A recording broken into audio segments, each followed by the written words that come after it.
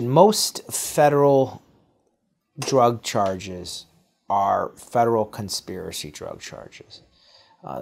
Sometimes it seems as if the federal government has all but done away with federal drug possession charges or federal drug trafficking charges.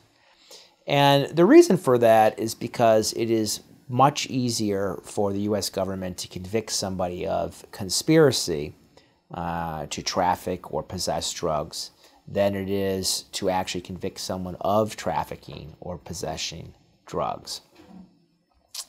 The reason why is because to convict somebody of possession, the person must have actual possession or must have an agent that has the actual possession on his or her own behalf. And the trafficking of the drugs works in a similar manner. With the conspiracy to commit a federal drug offense, it's not required that the person actually take possession of the drugs or that the person have control of the drugs from afar.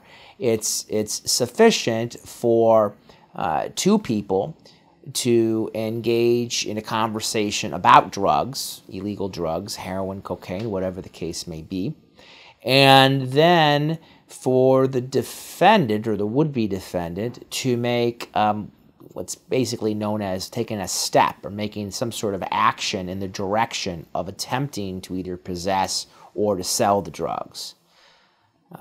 This is obviously a much lesser threshold than it is to actually possess drugs or to actually traffic in them.